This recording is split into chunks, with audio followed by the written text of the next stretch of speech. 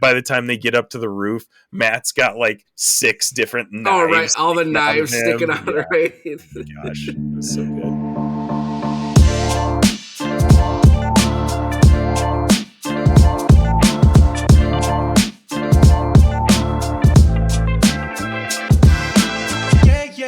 Hello and welcome to the Infinity Bros podcast, the only podcast that's perfectly balanced as all things should be. My name is Isaac Edlin. I'm your host for tonight, and I have one very special Infinity Bro with me. It's Zayne Ellis. How you doing, Zayne? Doing great. Happy to be here. It's another Zayne and Isaac mess around, even though it might be a little more of a brief one because illness and everything's been going around. But hey, I had that in mind too when you were like, "Hey, maybe we can keep this short," and I'm like, "Well, we're not talking Star Wars, so True. It might be a shorter one." So that's a good point. When we get off track on Star Wars, we end up talking for like an hour and a half minimum, like every single time. Like, it's not even a topic. You could just say Star Wars, and then it's 2 hours later, and me and Isaac have a podcast, and we're like, oh. There you go. We could just make our own Star Wars spin-off podcast of the Infinity Bros podcast. We probably could. Yeah. But, it all falls under the Infinity Bros universe umbrella, so here we are. We are not here to talk Star Wars today. We're here to talk Marvel. We've got 2 big shows to talk about.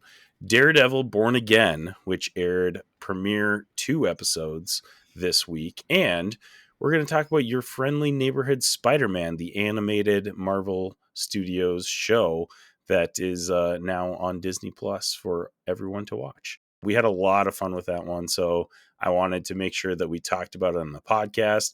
Zayne is my other fellow Spidey fan on the podcast, so it seems fitting.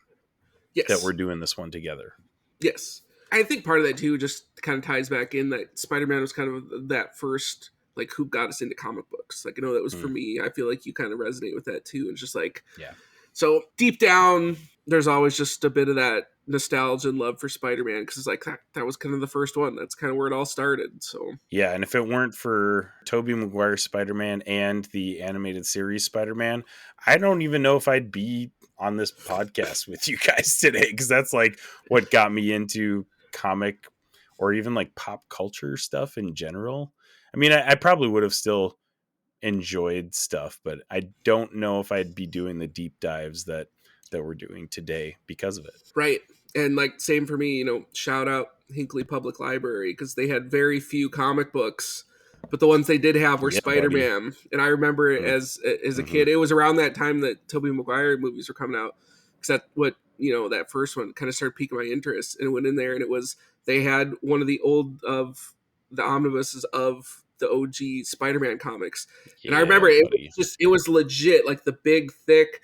And I remember reading through that thing. I was like, this is the coolest thing ever. Yeah. And that's what started it. And it was just like, I feel like I read through just about every single comic book our library had, and it wasn't very many. But if they were there, I found them. Yeah. I feel like, well, I guess it depends on your library as well. But like nowadays, I feel like graphic novels are more acceptable as like a literary source. So more libraries are willing to, get more graphic novels and comics and stuff like that. So right. Our like local one has like a whole section of graphic novels, and it's not huge. It's like one bookshelf, but still it's like that's more than amount of graphic novels. Right. Right. Well, especially I suppose that would determine too, like the size of the town that it's in, the size of the library, like that can limit some of that stuff. But yeah, I think that's definitely become more popular, at least from when we were kids. I think it's a little more commonplace now. But absolutely. So, anyways, we said that because it's not Star Wars, we're not going to talk for 2 hours. But we already have been talking for we're already off 5 minutes on our origin story for Spider-Man and what got us into Spider-Man. So here we are. I want to first highlight that if you've never listened to the Infinity Bros podcast, we're a group of 6 guys who rotate on this podcast. You might have been drawn here by our socials and Robert Redbeard, who has split off, still obviously a part of the Infinity Bros, but he's doing his own Magic the Gathering thing. So we'll make sure to link his new accounts in the show notes as well. If you're a fan of Robbie, you can check us out as well and hear what we have to say too. And you can listen to Robbie's hot takes on other episodes of the Infinity Bros podcast. I will say, I mean, like, he's a hot take guy. You probably know that if you follow his magic content. That's what he does. He gets on the podcast and he riles up Max and makes everybody mad. And Zane and I aren't like that. We just agree on everything. We're like the loving uncles that just agree with everything you say and cheer you on in whatever you're doing. Well, it's because Robbie is like the Timu of hot takes. He's just, you know, that's a great analogy, because he just, doesn't even know why he has the hot takes half the yep, time. he's just the hot take guy. You He know, just has it because just it doesn't mean just it's good. Doesn't mean it's good, but he's got it. He's got it. He's got him. Make sure you check out Robbie on Robert Redbeard MTG, and you can check out the rest of the Infinity Bros at theinfinitybros.com. You can hear a little bit of our behind the scenes by subscribing to our Patreon for as little as $2 a month for access to unedited podcast episodes and more. All right, Zane, before we get into the big stuff, I want to do a quick shout out on our Snap Squad. Snap Squad. Oh yeah. It's the Snap Squad. Snap Squad is our segment that we get to highlight a little segment of the Infinity Bros universe. And today we're going to highlight Corbin from Minnesota. Corbin messaged me recently about our podcast, and he is really enjoying it. He says, it's amazing, it's funny, it's entertaining, and informative. You guys should definitely review Transformers 1, the new one that released last year, which I have since talked to him. It was on my top 6 list of 2024. So it was a little mini review, but we did talk about it briefly on our Stanley Award show, which is also going to be in the show notes as well. Zane, you're a big Transformers guy. What did you think of that movie? Have you watched it yet? I actually haven't watched that one yet. Like I said, it was a rough year for me last year. I didn't watch very many movies. I don't know why. It was just kind of one of those odd years. But I've heard great things. That is true. You got engaged, so like you had a lot of I have a lot of other stuff going on. A lot of time taken off the board, unfortunately. This is true. But with that said, I have heard a lot of good things. I do need to watch it because I've heard great things about it. I believe it's on Paramount Plus, and I think that might be on another platform at this point now. But it's definitely worth the watch for sure. Even if do you have Paramount Plus? Yeah. I'll have to go find it. Yeah, you did because you were watching Halo with us, weren't you? Yeah. I don't know if season 2 was worth paying for Paramount Plus for, but Transformers 1 is worth paying a month of Paramount Plus. I mean, or you could just buy it or rent it. I did this past week. I don't know why I just didn't do this to have it on my Stanleys to get caught up, but I did burn through a couple of 2024 movies. I finally watched Sonic 3. Great movie. Yeah, let's go. Great movie. And then I also had to finally made your list if you had watched it in time for the Stanley. Solid. I figured you would. Like all 3 of those movies are they're so much fun. Like if you've never watched any of the new Sonic movies, go watch them. What are you doing? They're great. Yeah. But then I also watched Longlegs. And I was just like, all right. Let's go. So actually, I literally just uploaded my Longlegs Nicolas Cage review today on our socials. Really? So yeah. Nice. What did you give it? What did you rate it? Maybe like a 4. Okay. 4. I gave it a 5, but I'm probably biased. I was gonna say, I mean, you're such the Nick Cage stan here. I'm the Nick Cage guy. And that's totally fine. As I watched it, I was just like, I think the part that stuck out to me is that movie does such a good job of fueling your anxiety. Oh, yes. If you're an anxious person or you struggle with anxiety, I wouldn't recommend this movie because, like, how this movie is shot, how they do the music, just how this movie is done. Like, even as I'm watching it, I'm not really an anxious person, but I could feel my anxiety building. And I was like, they do a fantastic job of that.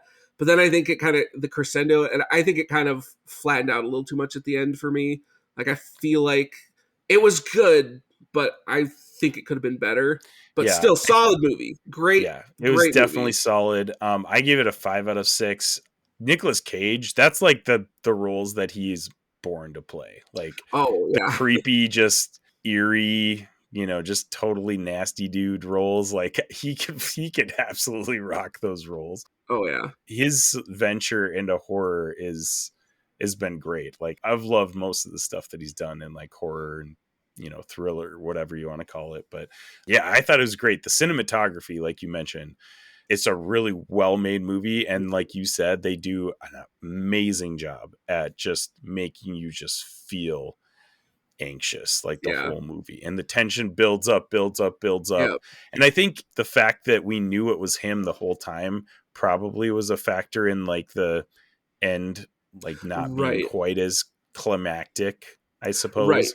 But it had a nice little twist at the end too, which Yeah. was good. It was a good movie. A solid movie. I enjoyed it. It's not one like you mentioned too. It's not one that you like watch again. It's one of those like one-time watches.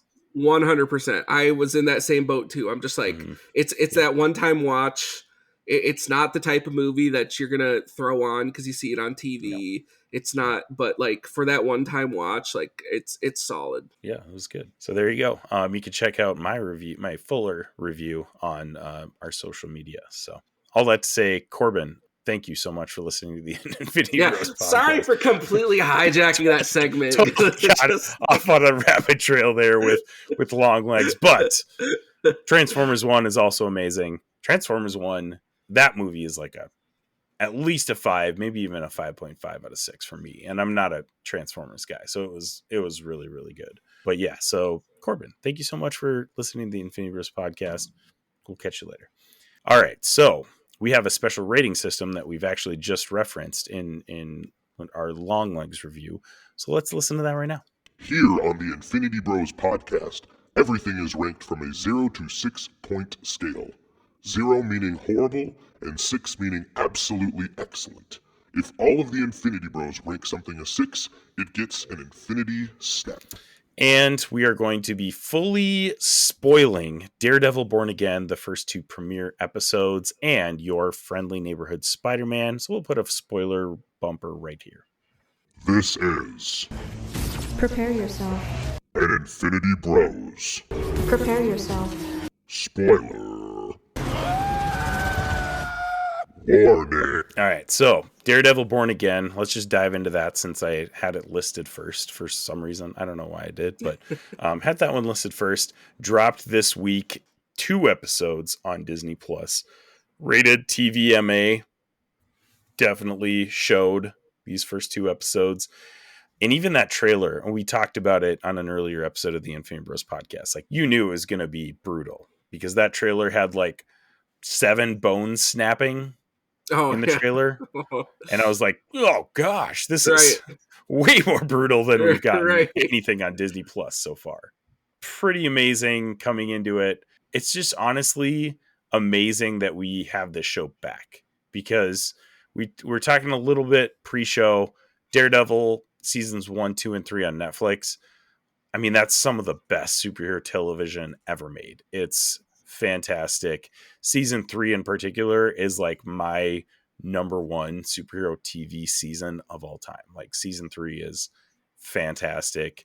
And we got Charlie Cox back. We got Vincent D'Onofrio back as Wilson Fisk. We've got Wilson Bethel back as Benjamin Poindexter or Bullseye. Deborah Ann Woll back as Karen Page.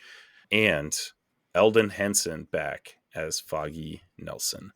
So we get the original crew back, which was a little bit of a concern because apparently this show was like rewritten, reshot, kind of torn to pieces originally. And Charlie Cox and Vincent D'Onofrio had a little bit to say about that. They said they kind of advocated for what the fans would want, and it became something that they were very proud of, that they think the fans would love. But a part of that was that Deborah Ann Woll and Eldon Henson were not going to be in the Daredevil Born Again initially. So what were your thoughts coming into Daredevil Born Again? And did you think it was going to measure up to the original Daredevil show? I definitely was hoping it would, just because it set the bar so high. I mean, those first 3 seasons are, top tier of Marvel content. I mean, I put that up there, and even any of the Marvel like movies. If anyone's wanting to dive into the world of, hey, Marvel content to consume. It's like you got to watch Daredevil. Like it's elite storytelling. And I know we keep saying it's on Netflix. I don't think it's on Netflix anymore. It's all just on Disney Plus. Oh, that's true. Yeah, I think But it is on Disney Plus now. It's dating us, but it's just like Produced when we by watched it, it was Netflix. all on Netflix. Right. But I think that was where I was coming from. It was just like I wanted that to continue of what we had in those first 3 seasons, and then of what we had kind of in some of the other Disney Plus shows. I was like, oh man, some of these have just been very subpar. I was just like, I'm really hoping in the back of my mind that Daredevil Born Again kind of returns to form, because you had such a foundation and great story and all the pieces there in the first 3 seasons of Daredevil, and I was like, please just don't mess this up. I felt pretty confident they wouldn't because you had so much going for it already, but it was just like, I don't drop the ball on this. And the first 2 episodes come out and any doubts have been laid to rest on that, because I was just like, it's not even necessarily a return to form. Like it's felt like, I mean, I feel like you could just end season 3 of Daredevil and then start this, and like the tone has just kept the same. Like I just Right. it doesn't feel like it's dropped off. Now, granted, it's just 2 episodes in. I don't know where the rest is going to go, but for 2 episodes, my hopes are high because it's had that same feeling, and that's what I was looking for. Right. And I think a lot of those fears for me were relieved when I saw the trailer, because my biggest fear was that like Marvel was gonna pull a Moon Knight on us and be like, oh yeah, this is so brutal, this is like the craziest Marvel television show we've ever watched, and it's just like wasn't Just that. not, It was right? just kind of like a normal Marvel show or Right. movie or whatever. So after I saw that trailer, I was like, oh no, this is gonna be akin to the previous Daredevil seasons in terms of like violence and just brutality. And I was not disappointed, because 5 minutes in, Foggy gets sniped. It's just like, oh my gosh, Right. what? That was insane. I could not believe that they did that. And like, you almost kind of sensed that something was going to happen like that, because like he was just standing on the street with Karen. Oh yeah. And you're like, I don't like this feeling. I don't know what's happening, but I don't like it. Oh no. Yeah. And then I think Matt like hears what is he like? He hears something over. It's not like a phone or walkie-talkie or whatever, but like he hears that the guy that broke into Foggy's apartment to talk to the other guy was gone, and Matt was like just getting there and is like, ooh, I don't think that's a good sign. Well, because he hears him say on the other side of the phone that he just wanted to know where you were, and I told him, and so that's when Matt then booked it back, but he couldn't make it back in time. And just a brutal fight scene ensues. Oh my goodness, man! And we had a great fight scene with Bullseye in season 3 of Daredevil, like that office scene when he's got the Daredevil, when Bullseye has the Daredevil suit on, and he's just like using all these random objects in the office to like, as projectiles to fight Daredevil. It felt like that. It was a great fight scene. And, it was back to almost that season 3, just Daredevil rage. He just watched his best friend get murdered, right? Or shot. I mean, at that point, he didn't know he was dead, but still, like, he just hunts him down, and they're relentless. Like, these guys are.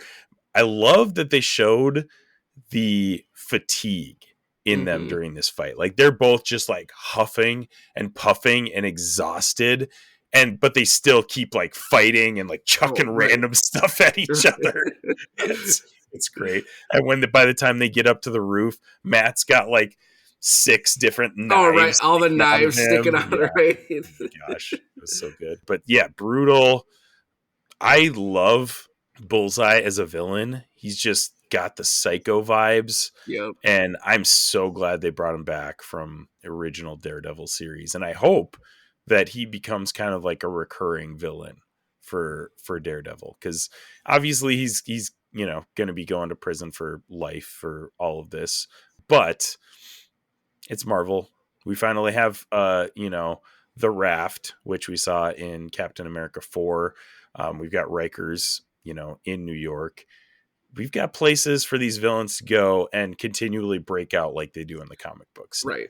I think DC has had that for a while with their live action with Arkham, and Marvel just seems to be like, we don't really want to keep these guys around, so let's just kill them off. That just like ties up all the That's ends. been their bit for so long of just like, let's just kill the villain off. And you're just like, but you have some great villains. Let's not kill all of them.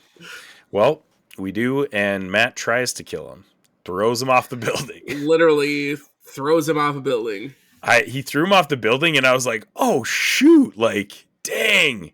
He just, like, did that. And obviously, it was, like, a rage-induced thing, whatever, blah, blah. But I did not... I thought he was, like, dead. I did not expect him to, like, lift his head up and, right. that. I was like, oh, my gosh. Wow. I mean, and he doesn't really have powers, but, like, they did reconstruct his spine, so maybe they did some, like, weird mumbo-jumbo, like, cyborg type stuff to him. I don't know. Right. Which, I mean, would make sense, because I think in the comics he has... I think he's adamantium laced, too. Is he? Okay, I did not know that. I think so. That would make sense then. Okay. Obviously, it's not to the degree that Wolverine is, but I think he has some sort of adamantium reinforcements. Okay. Well, that would make sense then, because obviously he wakes up, and later that episode we find him being sentenced to life in prison for, probably I don't know, he probably murdered like 20 people in that bar, right? Seriously, yeah. Oh, yeah. Left and right, just fucking projectiles at people. Just casually, yeah. Just brutal, just absolutely brutal. But man, great fight scene. Love to see that right off the bat too. Just like, oh yeah, we're gonna give the people what they want, and that is what we want. Exactly. And they kept it with the tradition too of like the continuous shot. So it just keeps rolling, and just the long brutal fight scene that kind of it's always still in the back of your mind, that the hallway fight scene in season 1 of Daredevil, like that so kind of started it. And just like every time, like it's just kind of been that staple that it's just like, I think a lot of stuff compares to is like, do they have that season 1 Daredevil hallway fight scene? Do they have something that compared to that? I feel like that's become almost like a benchmark a lot of times of like, do they have something that's equitable to that? And it's just like, yet another one right off the bat, season 1 or episode 1, like we got something equivalent. Great one to start it off. We'll talk about it a little bit later, but at the end of episode 2, we got a scene where he's in another situation where he gets in a fight.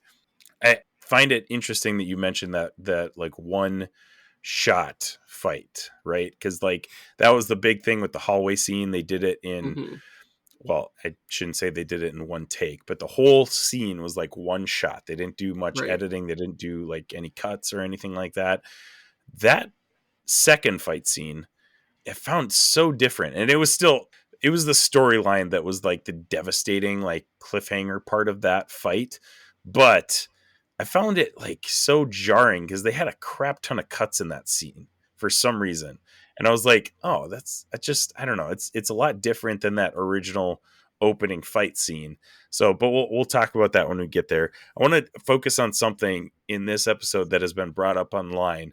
Did you feel like, I mean, when we get Daredevil going to Foggy's apartment to figure out what's going on, he's, using his, what does he call him? The billy club to the batons, like swing across buildings, like, and everything. And we get a lot of practical travel in the original series, like him running, jumping, all that stuff. This is a little bit more like, almost felt like Spider-Man swinging around the city. And I've heard some people say that they didn't like that and they thought that the CGI was kind of funky. I personally did not notice that. Like, I mean, the one shot that I thought was like, oh, yeah, they could have maybe done something different. That was when the epic shot where he lands on the like fire escape and he kind of like looks up and the light like shines on his outfit. And that's like the first time you see his whole, outfit. It's an epic shot. So I didn't care really, but like the way he kind of like landed there was like, it didn't seem like super realistic or anything. But did you have any complaints about the CGI or the swinging or anything like that? No, I mean, I could tell more of what was the CGI stuff, but like I thought it still looked good. And I'm also just like, I understand it's a comic book character. Like this is a guy who goes and fights crime and he's blind, but you're going to be worried because he's swinging around on his, like, I get it, but it's also like, that's how he traverses in the comics. Yeah. Like it doesn't make a ton of sense, but it's how it goes in the comics. And like, we also didn't get a ton of it in the earlier seasons because he didn't have that club until I don't even remember when it comes in, but like he didn't use it as much. Right. But it's something that's more of his staple in the comics. So it's like, it makes sense that he uses it. There's a whole lot of other things that I'm like, you'd have to have more suspension of disbelief on. And it's just like, I get it, but I'm not going to think too hard about how he's swinging with his billy club. Like, just I thought it was a minor complaint that did not really move the needle for me. I was like, yeah, okay, whatever. Right. It doesn't bother me in the slightest. So, but yeah, there was a lot of chatter about that online, and I was like, it doesn't matter. It doesn't matter to me. I thought it was pretty awesome. Didn't really care either way. So. All right. Yeah. So obviously we get the trial of Bullseye, and then we find out that Daredevil and Karen haven't been talking since the death of Foggy. We find out that he has also started a new firm with Kirsten McDuffie, who in the initial scene was DA, I believe, like working for the county or, whatever. But now she goes into private practice with Matt. So some interesting developments, like in his personal life. She ends up setting him up with Heather Glenn, who looks like she's going to become his girly friend or something like that. And we also get Wilson Fisk running for mayor. So some big developments. Wilson Fisk, and that scene with Matt and Wilson Fisk that was played in the trailer. Whew, man. Charlie Cox and Vincent D'Onofrio have some chemistry. Yeah. They're just electric on the screen every time that they're together. I love them together. Their conversations and how they portray their characters, they feed off each other well. And like the way they portray their characters and how they act together is so well done. So it's just like every time they're on screen, part of you wants to be on the edge of your seat because you're like, you don't know what's going to happen. Like veiled threats, direct threat, like just the conversation they have are so like charged, and you're just like, this is what we're here for. He ends up winning the mayorship of New York, and like, man, everything that he's saying sounds sincere, right? Like I almost want to believe him, but then there's like little hints of things that lead to, him being Wilson Fisk, the kingpin. Right. Like he blackmails the police commissioner into staying on instead of, him leaving. And somebody mentioned online too, they do a specific shot of his fist on the desk and he's got bloody knuckles. Mm-hmm. A lot of people are speculating that he went and beat up Adam, who is this random dude mentioned by Vanessa. So for those of you guys who maybe need a refresher, Wilson Fisk goes to prison at the end of the original Daredevil series, and Vanessa kind of takes over his criminal empire. So he finally gets out. He comes back to Vanessa, and she's like, yeah, I kind of am doing this on my own now. I don't really know what to think about you being back, and don't kill Adam. Like just randomly like, oh, okay, don't kill this guy. So I'm guessing that he might have killed him because it's Wilson Fisk. That's possible. And if the whole original series basically is about his obsession with Vanessa. So I have a hard time believing that he's just this changed man, that he's never going to go touch this guy who had a relationship or an affair or whatever you want to call it with Vanessa. So I guess we'll find out. That's fair. We got some developments with cases, blah, blah, blah, all this stuff. Matt, end of episode 2, this is what I was talking about before, finds himself in this very interesting predicament where he is in this apartment, helped this witness escape from this apartment, and then 2 dirty cops bust in because they were going to kill this witness, so he couldn't testify. They know he's a lawyer, but they're like about to kill him because like they know he is on to them. And he's faced with a choice. I reveal myself as something more than just a blind lawyer, assuming that they're smart enough to connect the dots. Maybe not that second, but later, that he would be Daredevil or some, superpowered vigilante or whatever. Or do I stand here and get shot? Obviously, getting shot's not the best option for Not most ideal. people. Yeah. Not ideal. So he busts out his Daredevil moves, beats the crap out of these guys. I'm really interested to see. It's a pretty good cliffhanger because I'm really interested to see if he actually killed them, because Right. it's a pretty brutal scene. Yeah. The bones snapping in the trailer, they were from this scene. Oh yeah. Oh, Yeah. yeah. Oh. But what did you think of that cliffhanger, and what do you expect from episode 3? Well, that's why it's like I don't know, because I was just like where he seems to get into the point where he's operating outside of a lot of what his normal was of what we've seen, and like all I can think of is the Punisher's words coming through of like, hey, you're one bad day away from being me. And it's like I feel like you're getting more of that side of it and seeing part of that. Right. And I mean, I like on the surface, yeah, you look at it, you're just like, well, if he needs to keep the secret, it makes sense that he killed him. But for storytelling purposes, and like, I mean, that would very much go against kind of his whole thing. But I'm like, Right. I don't know how that's going to fit in if he just beats. I don't know. That's why it's like it was such a good cliffhanger, because you're like, I don't know. Right. What he went or what's going to come out of that. My thought is that he has some leverage on them because they were in that apartment and they shouldn't have been too. Right. So it's not like they can just go tell people that, oh, hey, we were hunting down this witness to kill him and we ran into Daredevil who's actually Matt Murdock. Like they can't just go tell people that. So I don't know. I think he's going to have to. That could be part of the play too. Because like who you gonna tell, Right. Yeah. He has to manipulate that like legal angle of it, which honestly, that's a really interesting and cool part of the original show, and assuming going to be part of this show too, is like the legal court aspect of it too. So that will be very interesting to see. So speaking of this witness was protecting none other than White Tiger, which is kind of a smaller Marvel character played by Kamar De La Reyes. Hector Ayala, he has a like magical amulet that like gives him powers, I guess. I don't really know much about White Tiger, to be completely honest. So Zayne, do you have any expertise in that sector? Not really. Like, of what I remember of White Tiger is it's the female White Tiger. Right. But yeah, I don't remember.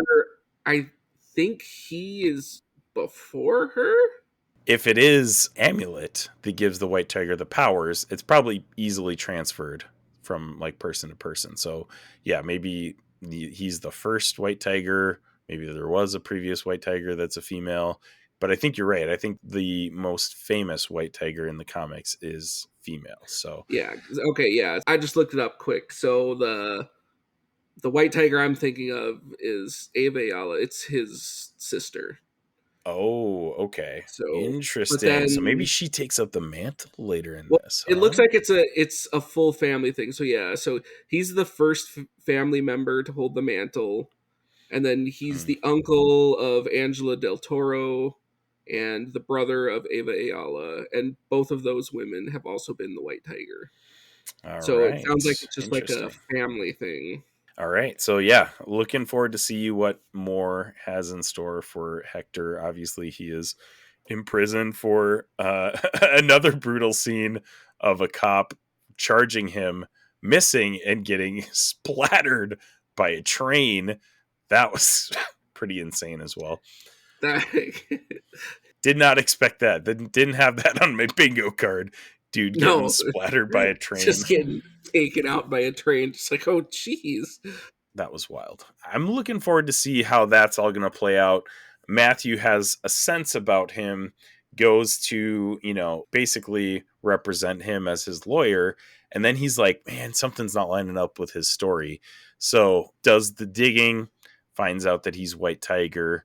And then finally, Hector trusts him and gives him the witness. And well, I don't know if he gives him the location, but like gives him a lead basically that Matt can follow, and leads to that scene in the end of episode 2. So a lot of fun things to look forward to. Daredevil Born Again is streaming on Disney Plus, and currently the whole series has a Rotten Tomato score of 85% with critics and 87% with audiences. So pretty high scores.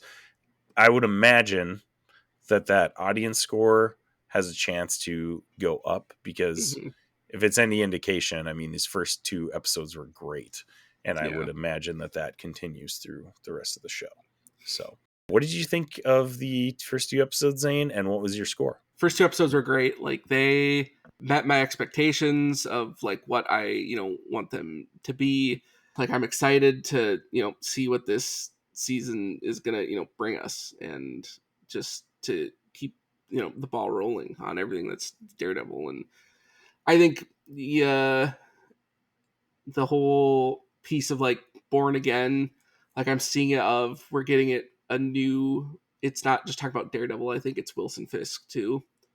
So I think you're seeing new light on both. And so I guess, interesting. Okay. And I think that's where it could get interesting. I think there's a lot that you can play with that there.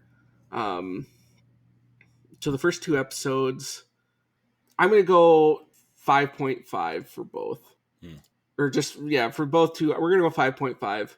Just because it's still a little bit getting the ball rolling. It's picking up at the end of 2, but like it still kind of had to reestablish some stuff. And so I think I'm going to go 5.5 for the first 2 episodes. And then the other thing I just wanted to throw in there too, that was just like, I absolutely love what they did with the intro.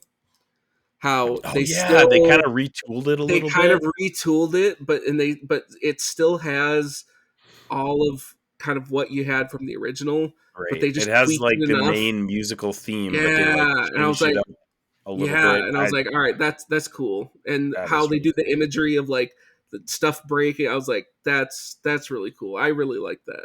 That was awesome. I was really actually kind of concerned about that, because that original Daredevil theme song is just like iconic. Like, I don't know if I could watch Daredevil and not listen to that as part of it. It just it's so stinking good. So I'm glad they kept it and just kind of like remixed it basically. And then they have, like you said, kind of the title card credits or whatever. It's really good. I'm very excited about it, and I'd echo what you're saying. I'd give it a 5.5. Really great opening. Still has a little bit of like exposition, so there's like these big, really high moments, and then the rest of the episode's kind of just like getting the ball rolling. Like you said, we're building the snowball. At some point this season, it's got to be pushed down the hill, and then it'll just keep growing by itself, and then we don't have to build it up ourselves. And I can't wait for that moment. I'm still super enjoying all of what we're getting right now, so don't have many complaints about it at all. It's just the start of a show. That's all it is. Yep. So there you go. That's our review of Daredevil Born Again. Tell us what you think. You can email us at infinitybrospodcast@gmail.com or hit us up on social media. Okay, next big thing we're going to talk about. Your Friendly Neighborhood Spider-Man. This is a show on Disney Plus that came out in January, and for me, totally surprised me. I was like mildly excited for it because it's Spider-Man. Like, yeah, I'm going to watch literally anything that has to do with Spider-Man. Even the Sony crappy stuff that really doesn't have to do with Spider-Man. I'll even watch that stuff. But I didn't have a whole lot of expectations coming into it, because, we got some a trailer and we got, synopsis and all that stuff. And it kind of just seemed like another thing that, Marvel was putting out there just to put it out. And so I was like, yeah, I'll watch it. Like it'll be all right. And it has the comic book animation, which is kind of cool. So yeah, I'll check it out. And this show slowly but surely blew me away. Like the finale was the thing that really cemented it. Holy crap. This is actually a good show. We'll get to that in a little bit, but what was your thoughts coming into this show as well? I think I was in the same, like I had no thoughts or no expectations because I was just like, oh, okay. Like it was just like, hey, here's a new Spider-Man show. I mean, again, like you said, it's Spider-Man. And like I think I had some interest too because like the animation, like I was iffy. I was like, I don't know how it's going to be, but I don't mind people like trying something new. It took a little bit, but I actually really began to enjoy that because it is like the 60s comic books. Like it's like they found a way to animate the original comic books. And I was like, that is just so cleverly done. And I feel like a lot of that just ties back part 2 of like what they did with Into the Spider-Verse. Now, so many of these companies, they're like, let's find different ways to animate stuff. Like, let's not always just do the same. And like, I feel like that's pushed things a little bit.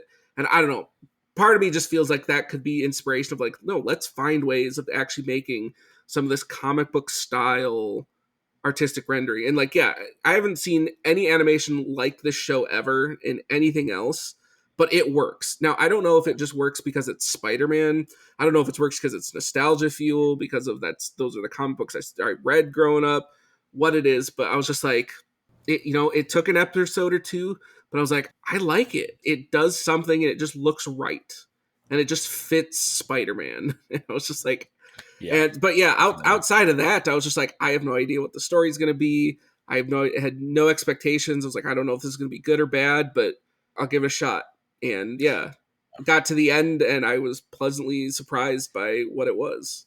I felt the same way about the animation, and I feel like how you describe this is if like Jack Kirby and Stan Lee were around to like animate TV shows today, this is what their TV show would look like. I feel like, because like you hit it on the head. It feels like it's a 60s comic book that they just animated. Honestly, a lot of the transitions are like comic book panels. Mm-hmm. It's really cool. It's just very original. And it is like, it's simplified a little bit, but so are the 60s comics. Like it's very stylized to that. Whereas a lot of people, were complaining or, loved it, which one way or the other, about the X-Men 97, how it was like very simplified and emulated the original series, which is that was their goal. They wanted it to look like the original animated X-Men series, and it did, but then they bumped it up a level, and obviously it looked better than the 90s cartoon, but they wanted to keep that style. And I think it's really cool that they were able to like make their own style in this. Like they didn't have to like base it off of a different show or anything like that, because I just feel like they had a lot of freedom to do some really cool things in their animation. So totally agree with that. I absolutely loved it. And kind of along the same lines with you, like I was like, okay, like sure, it's all right first couple episodes, but when you really embrace how different this universe is, that's when it gets fun, because I feel like the possibilities are just endless for this universe. We hear multiple references to things that have happened in the MCU, but it's happening differently now. Obviously, this version of Peter Parker is not involved with any of that stuff. We get a cameo of Iron Man, and he's in like his original armor. Yeah, the old school Doctor Strange look. Like, yeah, just so cool. Like, and they mention the alien invasion, like in the Avengers, fended them off and stuff like that. So there's little bits and pieces that they take from the comics, from the MCU, to like form this new multiverse, if that's what you want to call it, or universe or whatever. And I just don't say multiverse. You're gonna make Max mad. Don't say multiverse. Yeah, They haven't even started making Beyond the Spider-Verse, so this could even be a multiverse from Beyond the Spider-Verse. Who knows? Right. There's so many cool things that they did with this, and we'll dive into it a little bit, but I came to love it, and the finale just knocked it out of the park for me. The finale cemented this show as a 6 out of 6 for me, which I did not think was going to be possible, especially even like through the first, maybe even like 3-4 episodes. I was just like, yeah, this is fun. This is good. Like, it's refreshing. But I did not think that it was going to go as hard as it did through the rest of the show. A couple characters that I want to bring up. We obviously get a lot of similar or familiar characters. We get Norman and Harry Osborn. We got Mac Gargan as the Scorpion. We got Otto Octavius, who, thank the Lord, looks exactly like he does in the comics, and it's so good. This is what I've been waiting for my whole life, is an accurate Doc Ock, and it's, oh my gosh, it was amazing. He was almost my favorite part of this, and he's only in like 2 episodes, I think. It's so stinking good. Right. Lonnie Lincoln is another one. Tombstone. Couple twists on characters. Carla Connors, who Kurt Connors is, the Lizard and a vital part in a lot of Spider-Man stories. So gender swapped, not the worst thing in the world. I'm okay with doing some stuff as long as it plays into the story. We got Amadeus Cho for some reason. We got like Nico Minoru, who is now Petey's best friend. Like, some really cool, interesting things that they did here. And I don't hate it. Like, I think it all worked together really well. What did you think about the blend of like Spider-Man lore with like new stuff that they mixed in there? Yeah, I thought they did a really good job of how they blended it together, in that, like, I kind of had to stop at the end and have that realization of just like, there's so much stuff that is new and different, but it's presented and done in a way that it doesn't feel jarring that it's new. It's just done so well that it just feels like it fits. So like, there's so much of this show that feels like classic Spider-Man, but when you think about it, you're like, oh no, there's so much that's different, but it still works. Yeah.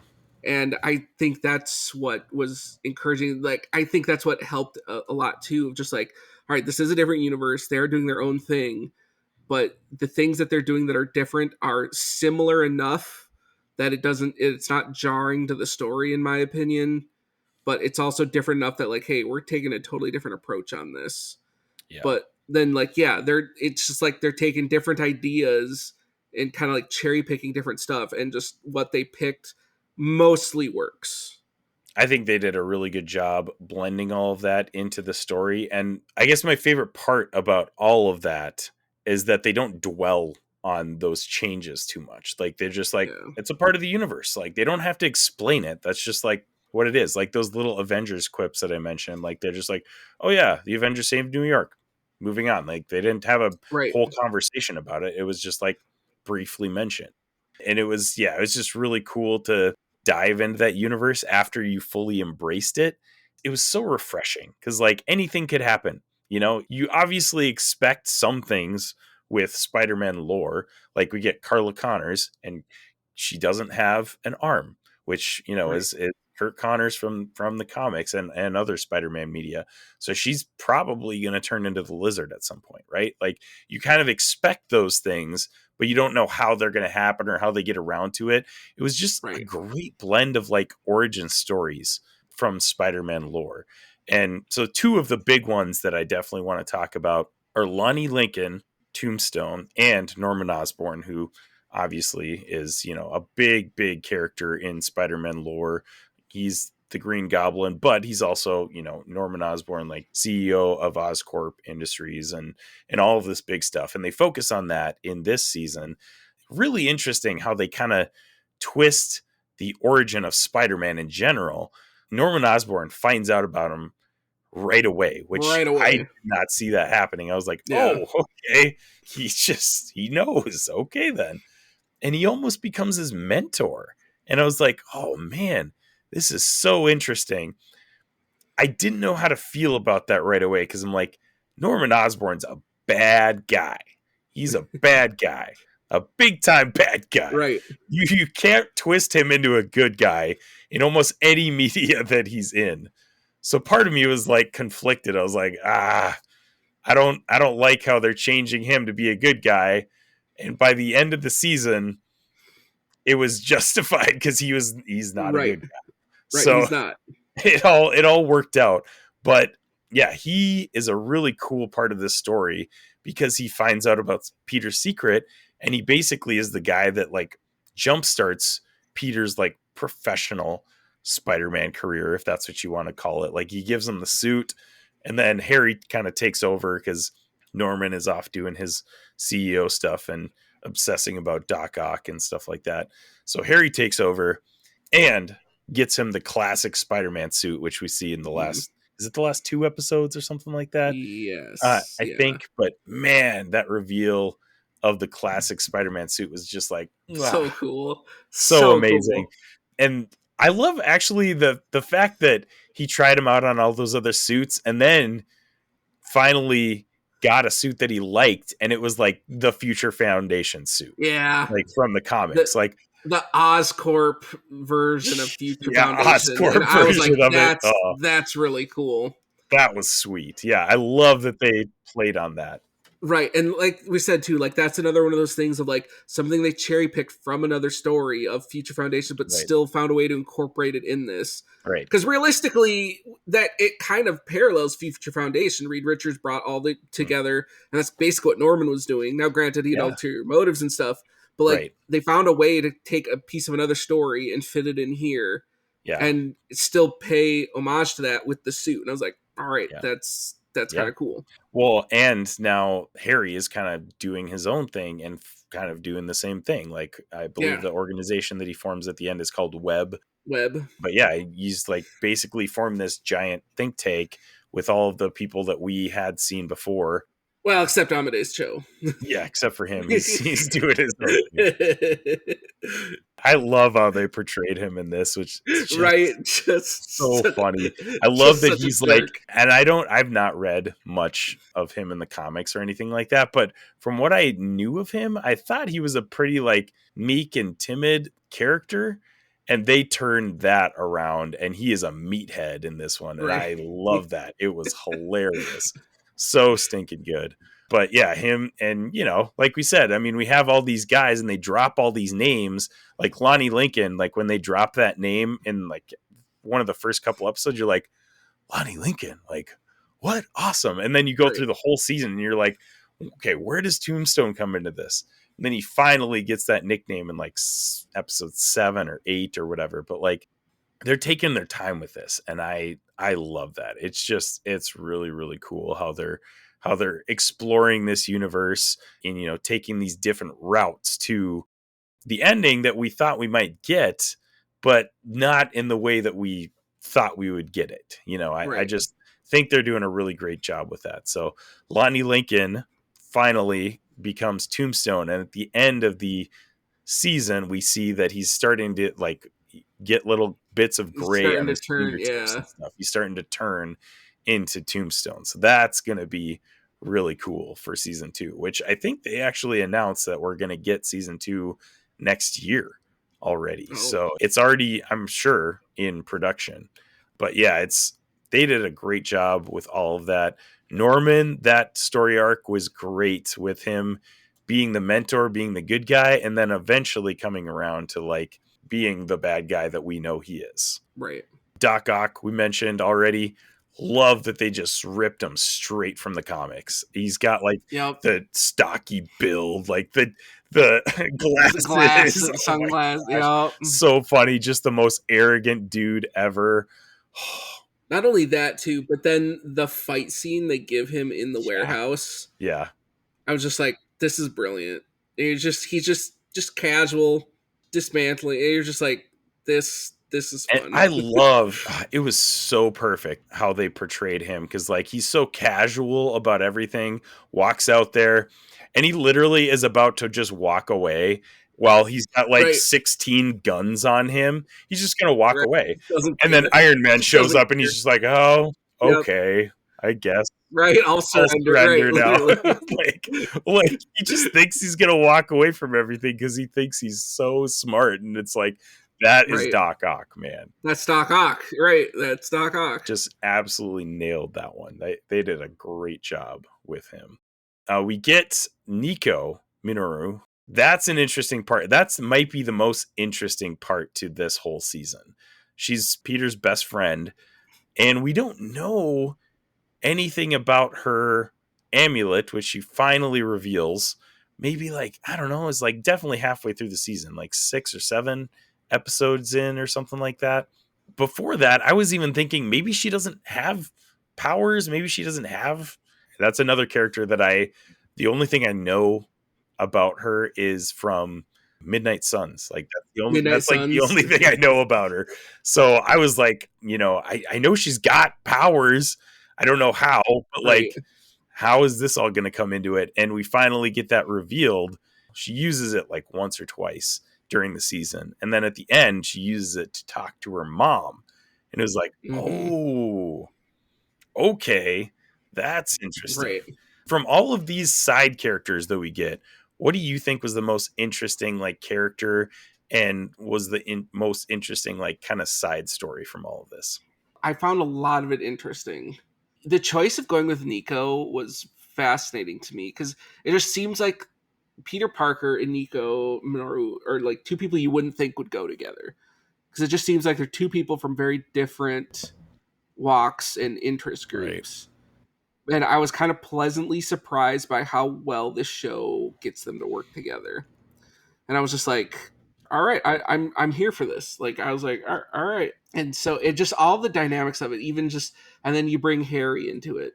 And then you kind of have that whole piece of that episode of the Harry and Nico is like, Peter's off doing his thing. And then you have their whole of them coming together, realizing that they're total opposites, but they have the common ground. There's so much, just like different pieces that I was like, it's fascinating.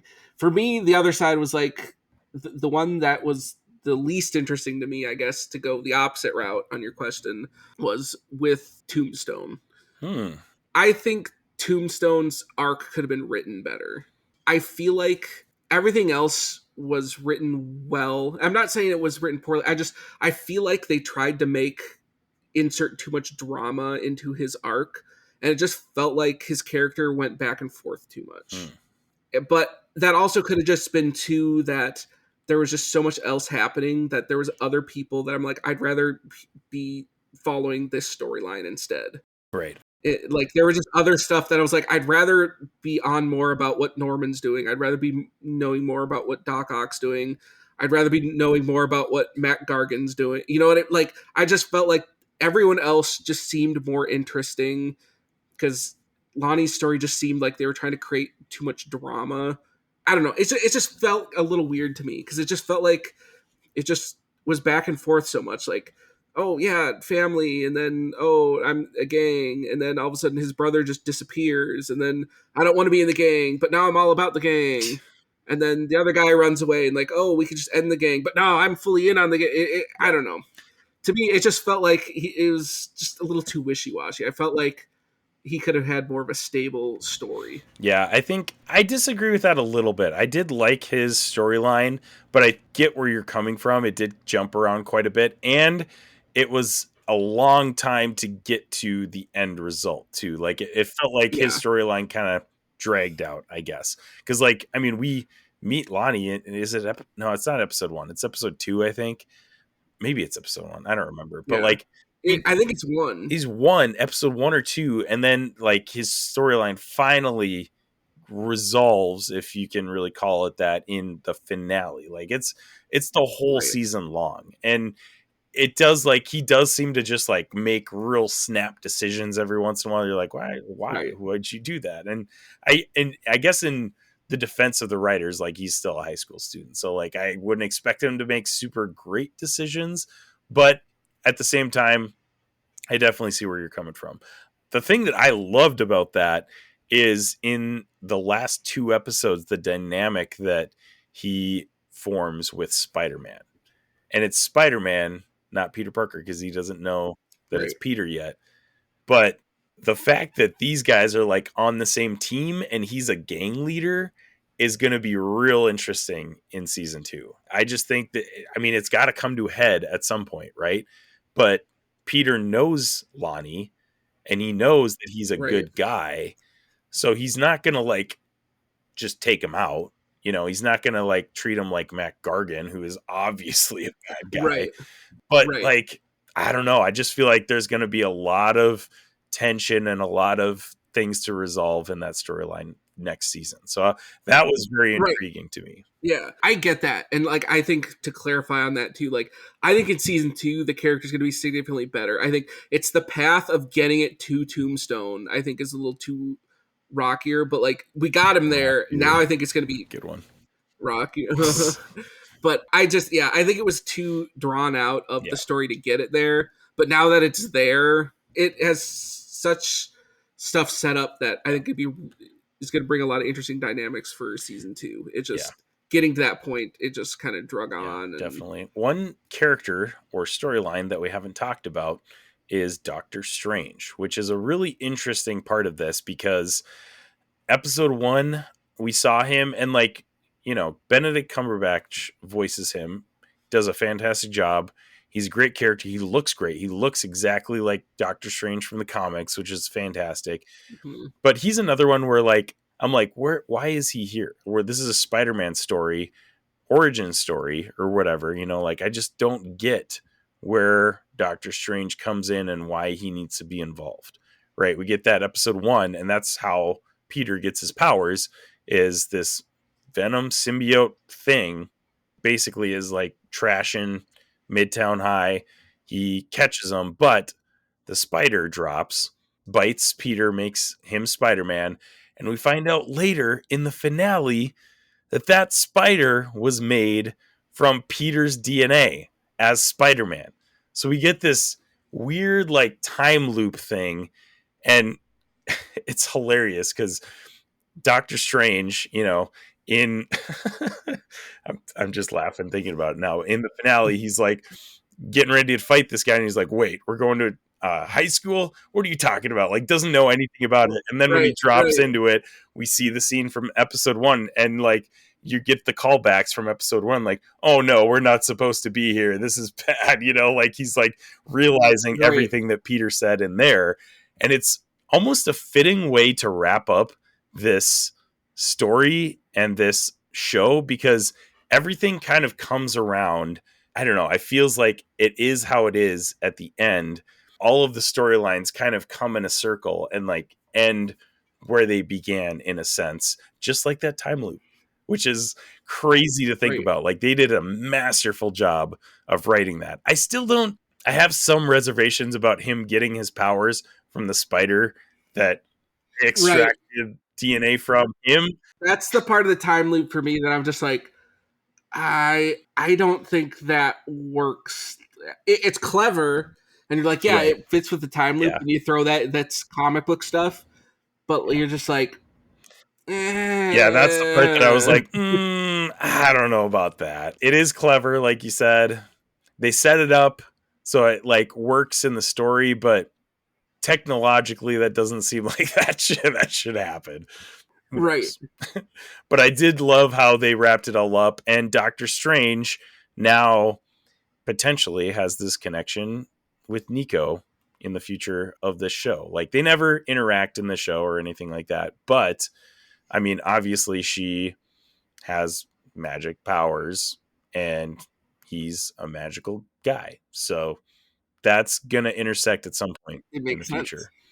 And I think it's going to be cool how it all meshes together in the future of the show. But man, it was just a great show that I did not expect to be this great. It had no right to be this great, honestly. I think that's fair. That's probably honestly a fair assessment point of it. It really had no right to be as good and as entertaining it was. Because it's like, it is so different, but like, it's still just well done. Yeah. And you're just like, it's just fun. Like, But yes, like if you're a purist of what, Spider-Man comics, yeah, like don't go into this thinking it's, Right. 100% pure. Like if you're looking at it for purists, you're going to be disappointed. Yeah. But if you can come in this like, hey, this is just another story of just like, hey, we're just gonna have some fun, do some twists but like again, the story still works. Mm-hmm. The changes they make, I mean, aside from the spider part, that time loop part, outside of that, it's just like everything works. It works. Like you're like, all right, I'm invested. I want to see more of how this universe pans out. Because if they set stuff up and they've set and built storylines that you're like, this could be really cool. Yeah, definitely agree. I think it's going to be amazing, and I'm going to be tuning into season 2 for sure. Would have been anyways, even if it wasn't that great, but it was fantastic. So now I'm actually excited and looking forward to it. Right. And the other part of it is even if you don't want to watch the show, at least throw it on to watch the intro credits. Yeah. Because the intro song we and totally forgot to mention that. The intro credits is the best intro songs I've heard in a very long time.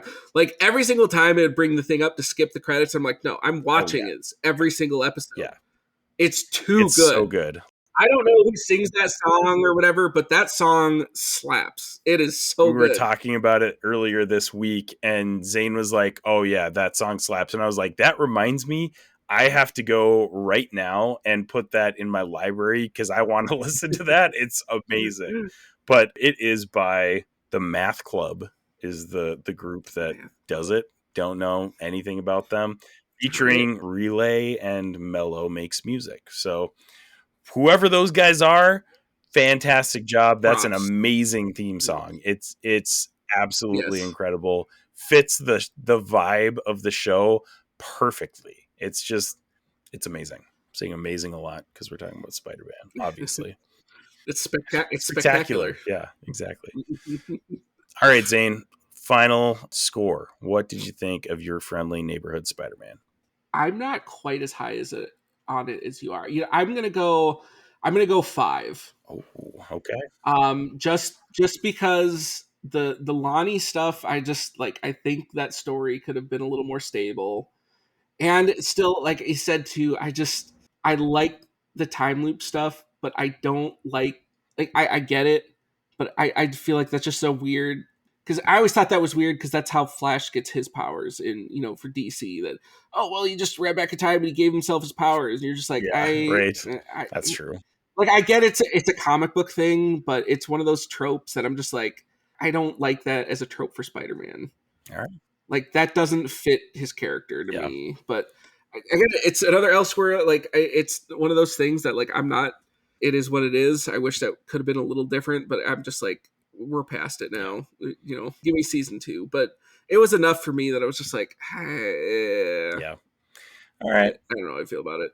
I definitely feel you on the spider thing. That was the only thing that I didn't really like about the finale. The rest of it was incredible.